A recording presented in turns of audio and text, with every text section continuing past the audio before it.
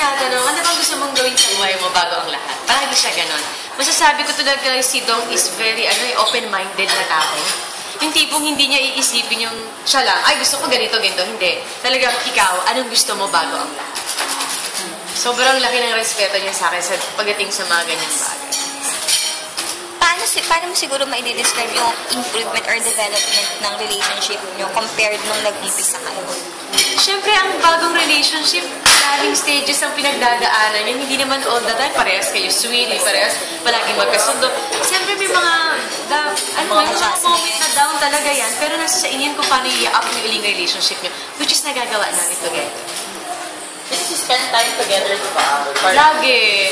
Sa Instagram mo, di ba? Parang lagi. kayo. And then you cook for him. Oo. What do you cook for him? Depende sa mood niya. Like what? What's the Halimbawa, maglalambing yan, pwede mo ako iluto ng kaldereta, okay. O kaya, magdadahil siya, pwede mo ba ako iluto ng banana cake? Sabi ko, okay. Ano favorite niya?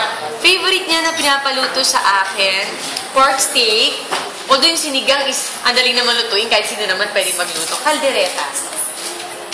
Tapos gusto mo pa rin mag-culinarize. Oo. Kahit na dahil mo nang alam lutuin. Kasi parang gusto ko yung ibang twist naman.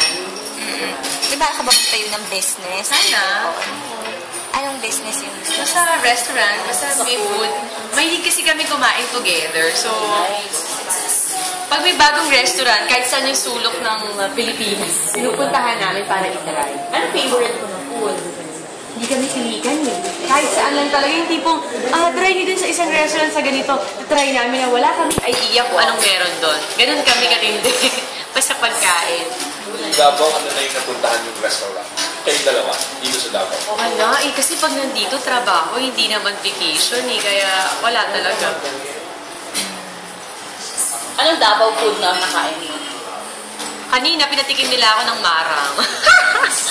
Masarap? Hindi lang nakatikim ng marang.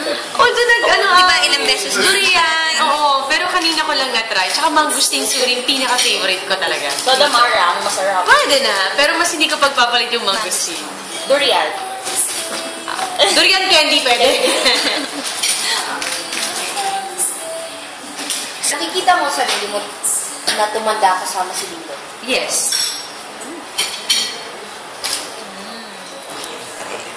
Sa tagal mo sa showbiz, ano-ano na yung mga, lalo na priority mo din naman yung career, yung mga na-investan mo na mga business or any other? Ako ayoko magkwento kung anong, parang, siguro feeling ko na lang tumahimik at maging humble sa mga na-invest ko. Pero natutuwa ako at sobrang blessed ko na magkaroon ng mama ko na nandyan para i-guide ako, para i-invest yung mga kinikita ko talaga sa tama.